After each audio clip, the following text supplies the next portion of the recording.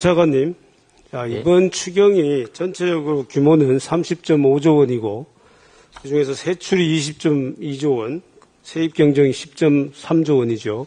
네.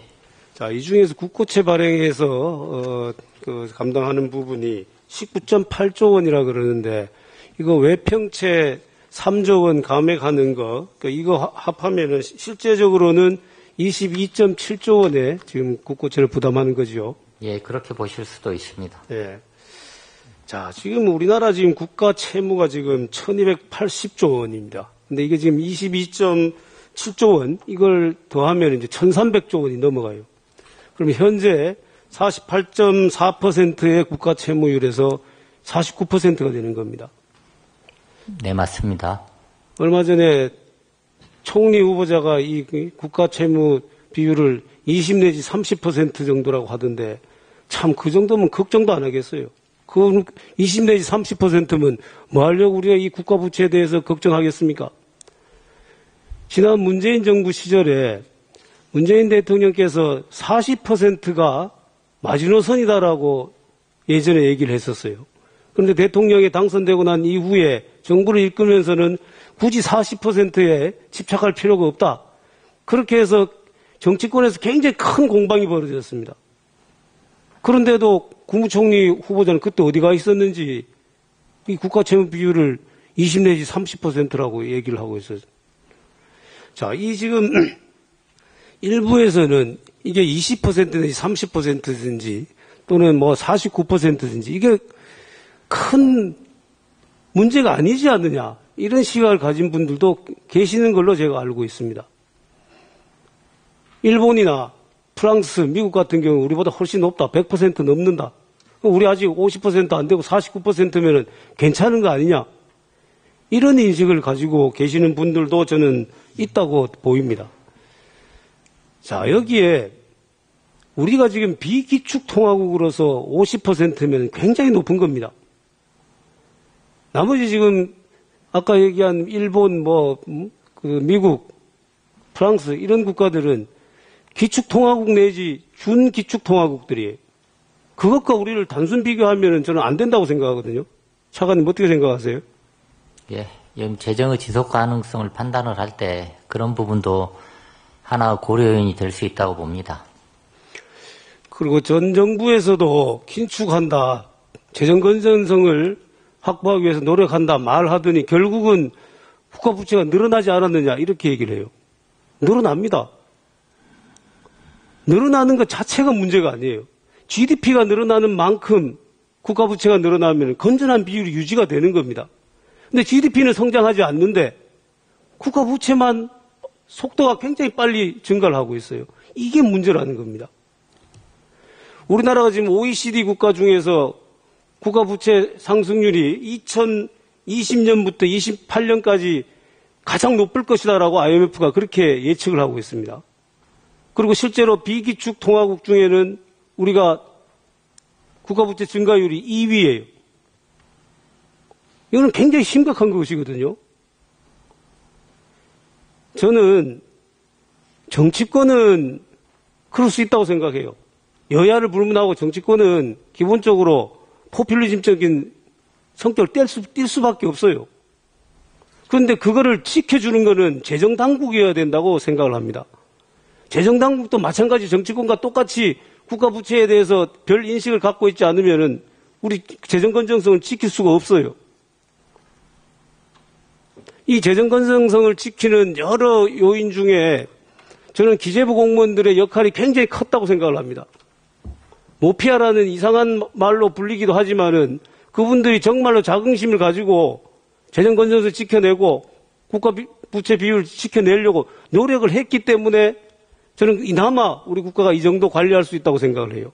정치권이 원하는 대로 그냥 다 했으면은 이거 관리 못했습니다.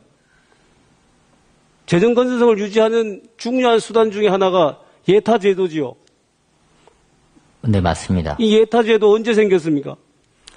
IMF 이후에 생겼습니다. 1999년인가 김대중 정부 때 생겼어요.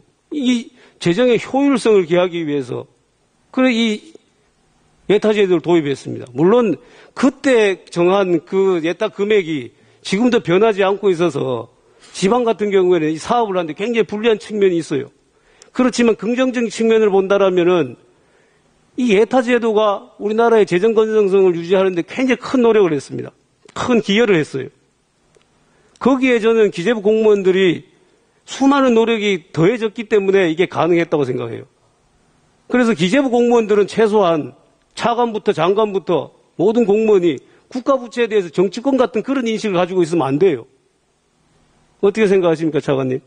예, 지금 방금 간사님께서 말씀 주신 것처럼 좀 재정이 여기 경기 대응이나 본연의 역할을 하면서도 항상 이렇게 재정의 지속 가능성을 염두에 두고 운영을 해야 된다고 생각하고요. 그래서 이번 추경 지금 정부안을 마련하는 과정에서도 지출 구조조정도 하고 기금은 가용재원도 활용을 해서 국채 발행 규모를 최소화하려는 노력을 기울였다는 말씀을 드립니다.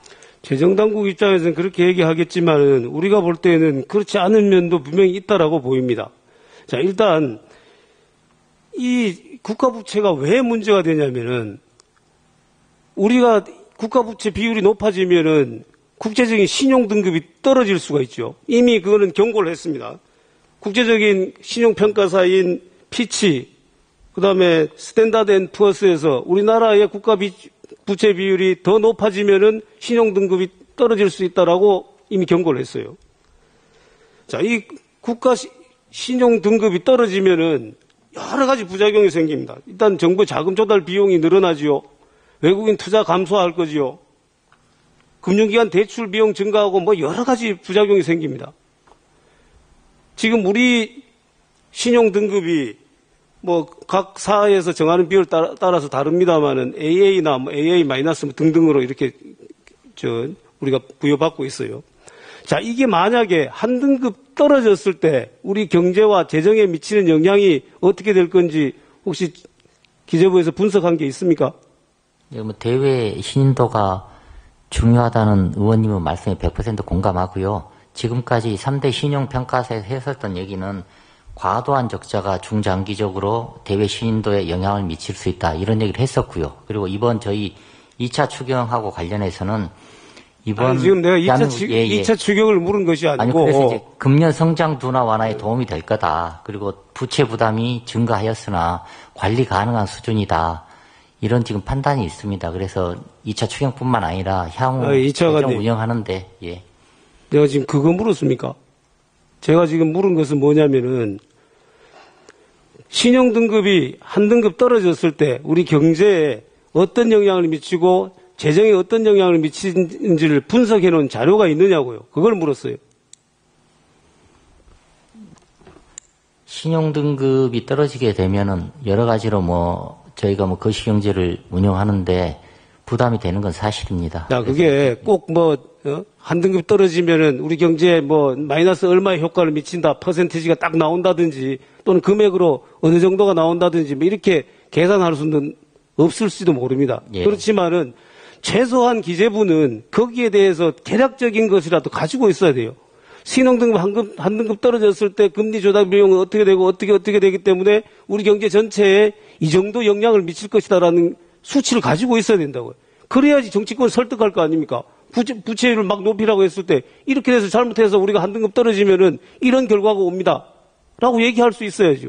만약에 그게 준비 안 돼 있다라면은 어떤 방식으로든 기재부에서 한번 그런 연구를 해서 그런 데이터는 저는 가지고 있어야 된다고 생각을 합니다. 네. 자, 그 다음에 군공항 이전 문제에 대해서 제가 한번 기재부에 확인하겠습니다. 지난달 이후 6월 25일에 이재명 대통령이 광주 민간 군공항 통합 이전 문제 해결을 위해서 타운홀 미팅을 했어요. 그래서 거기서 여러 가지 얘기를 하셨는데 결국 그 중에서 가장 중요한 것은 뭐냐면은 대통령 직속 TF를 구성하겠다. 그 다음에 정부 재정을 투입하겠답니다. 알고 계시죠?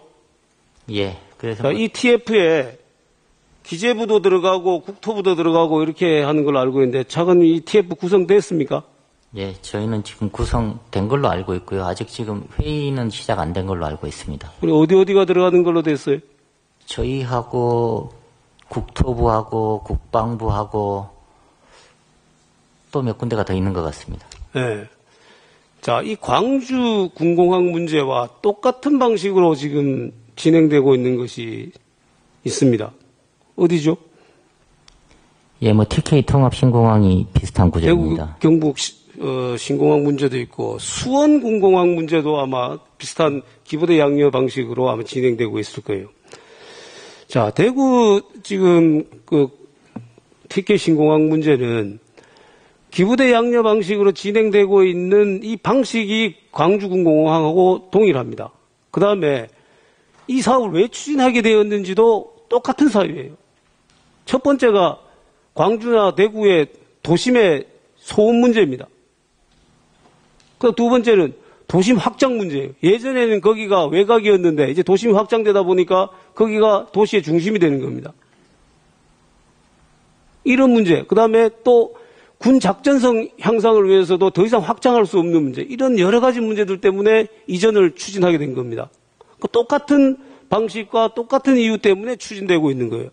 그런데 광주 군공항 이전 문제에 대해서는 대통령 직속으로 TF 구성해갖고 국가 재정을 투입하고 대구 경북 신공항 군공항 문제에 대해서는 TF도 없고 재정 투입하겠다는 얘기도 없고 이렇게 추진되면 되겠습니까?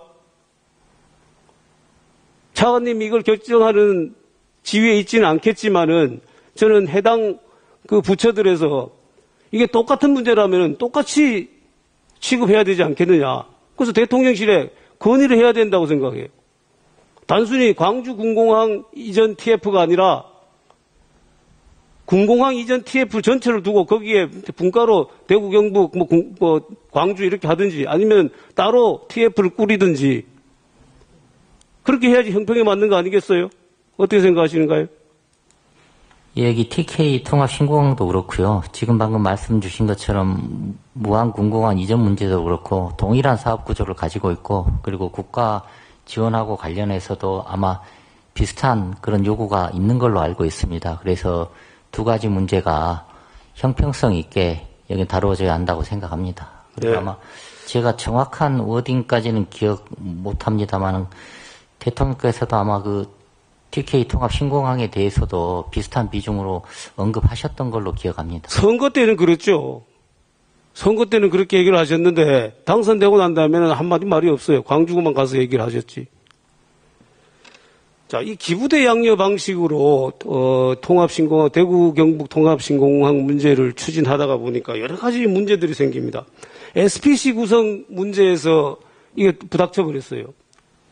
그래서 이게 SPC 구성이 잘 안 되니까 대구시에서 기재부에다가 공자기금 대출이라도 좀 해주라. 지방채 우리가 발행해가지고 담보로 맡길 테니까 이것도 기재부에서 이제 안 된다 그래. 그것도 막혀버렸어요. 그러니까 이제 방법은 이거는 국가 재정이 투입될 수밖에 없다. 그래서 국책과제로 이걸 격상을 해서 대구 경북 신공항 문제를 해결해야 된다라고 지금 많은 분들이 주장을 하고 있습니다. 그러니까 이 목소리에도 저는 귀를 기울여야 된다고 생각하고 국토부나 기재부 관계자들이 여기에 대해서 유념을 해야 된다고 생각을 합니다. 그리고 또 한 가지 지적할 문제가 지금 기재부 차관님. 네. 이 대구 경북 신공항, 이 통합 신공항 문제는 민간하고 군공항이 동시에 이전하는 그런 사례이고 또 화물, 이게 물류공항으로서의 이 기능을 하려고 하는 게 굉장히 큰 목적 중에 하나입니다. 지금 우리나라 지금 화물 물류는 인천공항에 완전히 다 집중이 되어 있어요. 약 98%가량이 집중되어 있기 때문에 이거를 좀 분산해야 된다. 그러니까 그렇게 해서 애초에 이제 의성과 군위가 이제 공동 이제 유치를 하면서 의성 쪽은 물류단지. 그래서 그 물류단지가 있으려면은 당연히 화물터미널이 그 옆에 붙어 있어야 된다. 그래서 이게 이제 오랫동안 이제 조금 문제가 있었어요. 국토부에 애초에 사타에서 이걸 빼는 바람에 그래서 국토부와 대구시, 경북도, 의성군 오랫동안 1년 이상 지금 협의를 했습니다. 그래서 이제 합의안을 냈어요. 그래서 이쪽 의성 지역에 물류단지가 들어서는 의성 지역에 화물터미널을 추가 설치하는 걸로 해서 이게 지금 KDI에 가 있습니다. KDI에 가서 지금 심사 중인데 이 설계 적정성 검토가 빨리 이게 나와야지.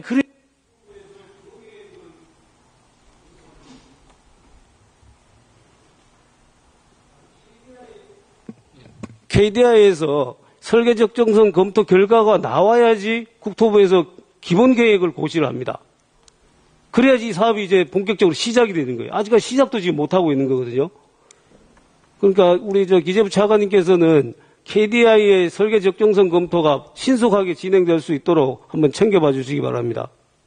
예, 여기 뭐 대구 통합 신공항을 만드는 문제도 그렇고 무한 군공항 이전하는 문제도 그렇고 여기 뭐 정부가 반드시 해결해야 될 과제라고 생각하고요. 지금 방금 의원님께서 얘기하신 일도 여기는 대구 경북 통합 신공항 문제를 해결하는 데 관련된 일인 것 같습니다. 네. 그렇게 진행될 수 있도록 하겠습니다. 그리고 국토부 장관님, 아까 제가 말씀드린 것처럼 이제 기본 계획이 확정이 돼야지 이제 사업이 시작되는 거잖아요. 네. 국토부에서도 KDI의 설계 적정성 검토에 적극적으로 협조를 하셔가지고 이게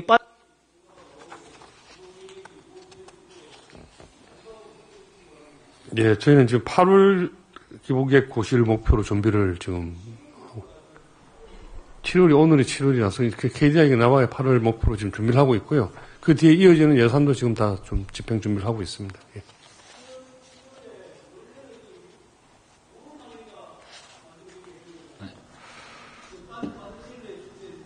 예.